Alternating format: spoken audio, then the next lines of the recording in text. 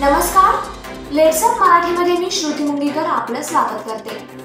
आज आपण जाणून घेणार आहोत आठवड्याभरातील महत्त्वपूर्ण आणि सकारात्मक बातम्या। तसं तर लेट्सअप मराठी आठवड्याभर तुम्हाला नवनवीन अपडेट्स आणि माहिती तुमच्यापर्यंत पोहोचवत असतो। मात्र रविवारी आपण आठवड्याभरातील सकारात्मक म्हणजे पॉझिटिव्ह बातम्या जाणून घेत असतो। चला तर मग वळूया आजच्या पॉझिटिव्ह बातम्यांकडे। लसीकरणात महाराष्ट्राची विक्रमी झेप। कोरोनाची साखळी तोडण्यासाठी देशभरात लसीकरण मोहीम अत्यंत वेगाने सुरू आहे। यातच देशात सर्वाधिक लसीकरण हे महाराष्ट्रात होत आहे। राज्याने पुन्हा एकदा लसीकरणात विक्रम रचला आहे। टीईटी परीक्षेबाबत राज्य सरकारचा महत्त्वाचा निर्णय।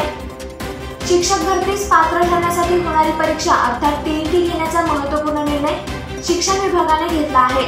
महाराष्ट्र शिक्षक पात्रता परीक्षा 15 सप्टेंबर ते 31 डिसेंबर या दरम्यान होणार आहे। टोकियो ऑलिम्पिकमध्ये भारताच्या वेटलिफ्टर मीराबाई चानूने जिंकले रौप्य पदक। टोकियो ऑलिम्पिकमध्ये भारताची स्टार महिला वेटलिफ्टर मीराबाई चानूने इतिहास रचला आहे। 49 किलो वजनी गटात मीराबाईने रौप्य पदक जिंकले आहे। वीट भरती कामगाराचा मुलगा धावते टोकियो ऑलिम्पिकमध्ये। बीडचा अविनाश साबळे 3000 मीटर स्टीपलचेज प्रकारात भारताचे प्रतिनिधित्व करत आहे। बीड सारख्या ग्रामीण भागातून आलेल्या अविनाशने उत्तम सराव करत ऑलिम्पिकचे तिकीट मिळवले आहे। जीवाची बाजी लावणाऱ्या या वायरमॅनचं होतंय कौतुक। वीज पुरवठा सुरळीत करण्यासाठी एका वायरमॅनने जीवाची पर्वा न करता पाण्यात जाऊन पोलवरील तुटलेली हाय टेन्शनची तार जोडली। त्यामुळे 35 गावांचा वीज पुरवठा पुन्हा एकदा सुरळीत झाला आहे। नागपूर जिल्ह्याची कोरोना मुक्तीकडे वाटचाल।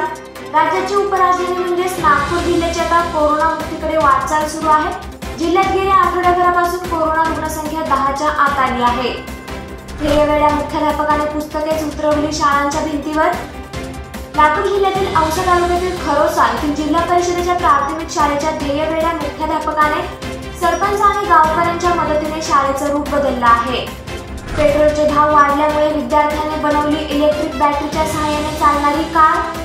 जळगाव जिल्ह्यातील शेमळदे या छोट्याशा गावातील अवघ्या 16 वर्षाच्या अर्चन चिंतामण पाटील या विद्यार्थ्याने पेट्रोलचे भाव जास्त वाढल्यामुळे इलेक्ट्रिक बॅटरीच्या सहाय्याने चालणारी कार बनवली आहे।